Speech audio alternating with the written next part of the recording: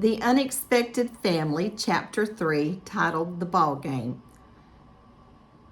She asked the taxi driver to take her to the nearest cafe. She needed time to think. She was also getting hungry and wondered how she could possibly eat at a time like this. Soon she found herself at a table in the back of an all-night diner ordering breakfast. From her booth, she could see the stadium. The street maintenance crew was starting the daily cleanup. The old downtown area was well lighted and kept clean with small, well-groomed trees lining the streets. She noticed for the first time the architecture of the old buildings. This city took care to preserve its beauty. She began to wonder about the ball game she would have seen today. She had never been much into baseball growing up, but her husband loved the sport. Attending this ball game was one of their new goals. They had planned to travel to all the stadiums together. This would have been the first. It suddenly dawned upon her she had the tickets in her purse. Needing to get her mind off of his affair, she decided to see the ball game. Besides, she would have plenty of time to deal with the future. Not being able to fathom what the future would hold for her, she wanted to disappear into the world for the day. When her cell phone rang, she didn't answer it. Instead, she set out to look for a room close to the stadium. The closest hotel not only had a vacancy, but also a nearby bank. She wanted what was rightfully hers and wasn't about to let what's-her-face get her money. Julia Randall Whitman had done this stunt before, referring to past rumors. Albert Whitman, a local physician, had divorced his first wife after he and Julie caused the biggest scandal in Baytown. The former Mrs. Whitman was forced to leave town, and it had been rumored she lives near poverty. However, that was years ago, and the two of them completely changed their lives around. Both were active members in the church and even vacationed together on several occasions. Once again, her cell phone rang, and this time she turned off her phone.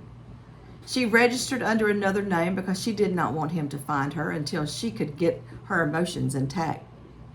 The ordeal had made her exhausted.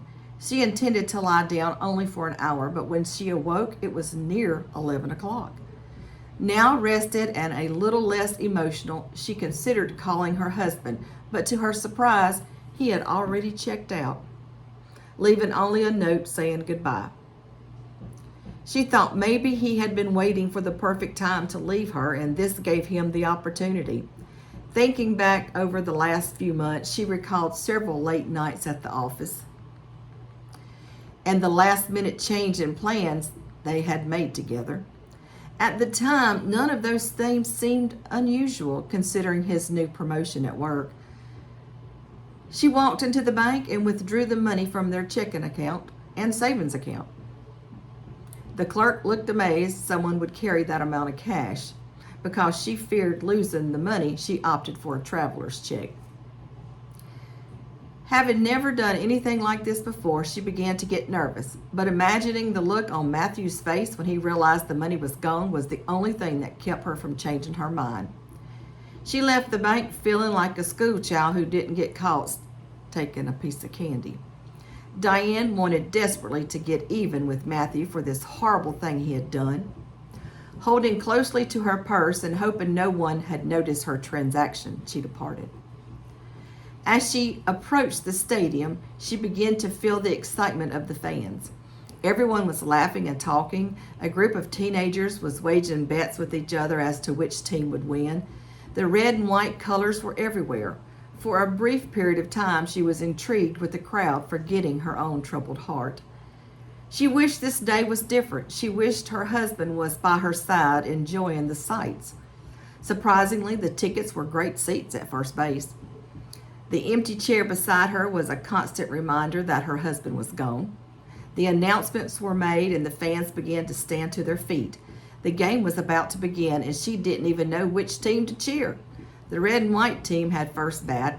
The innings flew by and she was saddened when the last out was made. She waited until the seats around her were almost empty. She sat wondering what to do next. The humiliation of the affair made her not want to return to her town in Mississippi. Thanks to the gossip-hungry subdivision, she was sure everyone on the street knew by now. She wanted to forget the whole thing and found herself walking in a daze around the stadium. Everyone was reliving their favorite play of the game or talking about how the umpire made a bad call. Some were shouting, "We're still number one." She was so deep in her thoughts she didn't realize she had left the stadium and was several blocks downtown until some of the excited fans startled her by blowing their car horn. She found herself in front of a medical clinic. For a minute or two, she watched the exhausted nurses students exiting the building. Their once pressed uniforms were now worn from the day's hard work. A few were lighting cigarettes before they cleared the doorway. Her mind wandered back to the days of her experiences in nursing school, wishing now she had not abandoned her dream. Money was tight when she and Matthew were married, and it had been decided she would work to help get him through business school. When he landed a good job after graduation, she did not need to work, a decision she welcomed at the time, speaking only to herself, "I'll go back and finish." However, something less stressful was what she really needed. Not being in a hurry, she continued to stroll down the beautiful streets thinking about what her next move would be.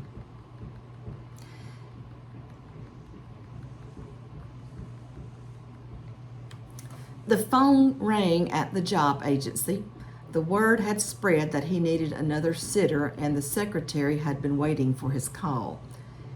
She knew the ball game would be over and he would either call or come by the office on his way home. Thinking it would be easier to tell him by phone that no one wanted the job of keeping his child, she was relieved when he called. Diane needed to use the restroom and stepped to the nearest office.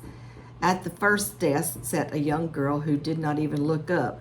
Instead, she stated, "Take the form to the next room, fill it out front and back. When you get finished, turn the paper into the woman at the next desk." "I just need to use the powder room," Diane spoke softly. The girl looked up. The restrooms were only for clients. "Then may I borrow a pen for the form?" Diane said. "Sure, and the restrooms are through the double doors where you hand in the forms." Since the restroom was occupied, she sat down, trying her best not to appear to be eavesdropping. Everyone in the room could tell the woman was dealing with a live wire on the phone. The bathroom door opened and a lady with 2 kids hurried inside, leaving Diane left standing in the middle of the room. The woman on the phone looked up and said, "Mr. Taylor, could you hold, please?" Miss, what type of job are you looking for?" Diane froze as all eyes watched. As the bathroom door swung open, she said the first thing that came to her mind, "Childcare," and quickly darted into the restroom. She laughed at the thought of lying to the woman on the phone and then commented to herself, "First stealing and now lying. What else?" When Diane came out of the restroom, the woman was waiting by the door asking for the forms. "The employer is on his way to meet you. Can you start tonight? He is heading out of town and needs someone immediately," she said, talking nonstop. Diane could not get a word out of her mouth. "What?" "He'll provide you with a room and, of course, meals. You'll need to discuss salary, but he'll be willing to pay decent wages, though. Anyway, I'll need your driver's license and social security number and the forms," she continued, talking fast. "What? You're hired. I'm sorry, I just came into... Oh, shoot, he's already here." The woman interrupted and stepped towards the door to greet the man. Diane couldn't believe what she had done and swore then and there to never lie again. The man walked swiftly towards the secretary, closely followed by a child. They turned to speak to Diane, who was standing in disbelief, wondering how to get out of this. Somehow she was plagued with these types of situations. The man shook her hand and thanked her over and over for helping him in such a difficult time. Finally, she mustered up enough courage to tell him the truth and began to worry the secretary's look might actually cause damage. The woman was not happy, to say the least, and the boy started to have tears welling up in his eyes. The man turned to the secretary and demanded, I've got to have someone now. I leave in 3 hours. I don't have anyone, the secretary said apologetically. The troubled man began to rub his temples. The boy was telling his dad how sorry he was for causing such trouble. Diane's heart went out to the little boy, for she could see the distress they were having. Naturally, she spoke before thinking. I'll do it, causing the man and woman to stop talking and turn around. The boy also looked up. She stood there wondering if those words come out of her mouth. I'll stay with your son until you find someone else. The man hesitantly reached out his hand and shook hers. He had no choice but to accept the offer. Diane somehow lost her husband, gone to her first professional ball game, and got a job all in the same day. What a day, she mumbled to herself. The boy looking up, you haven't seen the worst of it yet, asking him what he meant. The house is a little messy. Diane rubbed the top of his head and assured him a little messiness wouldn't bother her. The boy just laughed. There you go. That was chapter 3. Hope you're enjoying it. Keep in mind, now it has been to an editor, but I have gone back and I have added things over the years, and there may be grammar problems. I may have misread some of it. I may go back and change something. I don't know. I haven't looked at this book in quite some time, and quite frankly forgot what it was all about. Hope you enjoyed it. Spread the word. Buy a book.